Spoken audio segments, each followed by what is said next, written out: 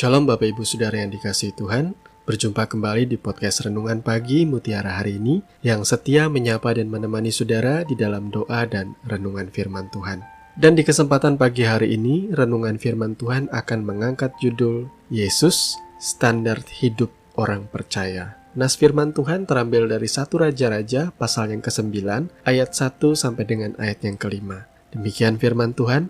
Ketika Salomo selesai mendirikan rumah Tuhan dan istana raja dan membuat segala yang diinginkannya, maka Tuhan menampakkan diri kepada Salomo untuk kedua kalinya, seperti ia sudah menampakkan diri kepadanya di Gibeon. Firman Tuhan kepadanya, "Telah kudengar doa dan permohonanmu yang kau sampaikan ke hadapanku.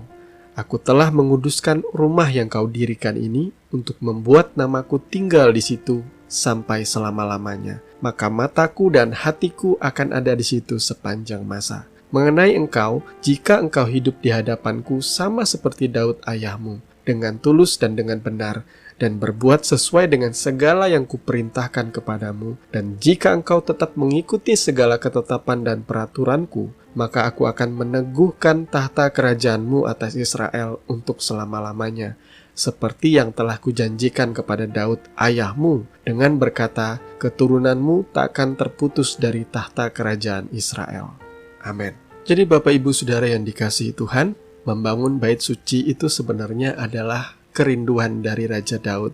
Tetapi karena satu dan lain hal, Daud dianggap terlalu banyak berperang dan menumpahkan darah, maka Tuhan berkata kepada Daud bahwa anakmu lah Salomo yang akan membangun rumah bagi Tuhan, yakni bait suci yang megah itu.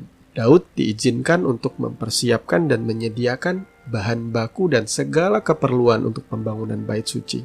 Nas firman Tuhan di atas itu merupakan jawaban Tuhan atas doa-doa Salomo selesai ia meresmikan atau mentahbiskan bait suci yang megah itu. Tuhan menampakkan diri kepada Salomo dan memberikan jawaban bahwa semua doa-doa yang dinaikkan oleh Salomo berkenan di hadapan Tuhan dan pasti Tuhan penuhi. Dan ada satu hal yang menarik dari perkataan Tuhan kepada Salomo di sini. Tuhan menjadikan kehidupan Raja Daud itu sebagai standar hidup yang mestinya juga dijalani oleh Raja Salomo anaknya. Dan kalau saudara mau sedikit membaca ayat selanjutnya, mulai dari ayat 6 dan seterusnya, saudara akan mendapati di situ ada peringatan Tuhan. Apa yang terjadi apabila Salomo tidak setia kepada Tuhan dan berbalik kepada ilah-ilah atau berhala-berhala bangsa-bangsa lain? Maka bahkan bait suci, rumah yang Salomo dirikan untuk Tuhan itu akan ia hancurkan. Karena yang paling penting di hadapan Tuhan itu ialah engkau konsisten, engkau setia di dalam mengikuti Tuhan. Dan hatimu terus berpaut sebagaimana Raja Daud sudah berpaut terhadap Tuhan. Kalau boleh jujur, kebanyakan kita, orang-orang percaya, dipengaruhi oleh konsep berpikir dari Raja Salomo ya. Kita berpikir kita sudah menyenangkan Tuhan dengan cara membuat sebuah proyek yang besar bagi Tuhan, entah itu membangun gereja yang megah, atau memberikan sumbangan yang banyak ke rumah Tuhan, mengadakan KKR atau konser-konser rohani yang besar. Karena terbiasa melihat yang besar-besar seperti itu, kita lupa bahwa yang diinginkan Tuhan itu sederhana saja. Jika engkau hidup di hadapanku sama seperti Daud ayahmu, dengan tulus hati dan benar, dan berbuat sesuai dengan segala yang kuperintahkan kepadamu, itu yang Tuhan kehendaki dalam hidup kita. Hati kita yang terus melekat dengan Tuhan, yang hidup melakukan perintahnya setiap hari, itu yang Tuhan kehendaki. Maka saudara, orang-orang kaya, pengusaha-pengusaha yang memiliki harta yang banyak, jangan cuma bisa berpikir, yang penting aku nyumbang buat gereja, yang penting aku punya andil untuk pembangunan gereja yang megah. Bukan seperti itu. Yang Tuhan kehendaki ialah hatimu, hidupmu, bukan hanya uangmu yang kau persembahkan ke dalam rumah Tuhan. Kenapa saya katakan di sini menarik? Tuhan memberikan patokan atau standar hidup benar ialah seperti Raja Daud.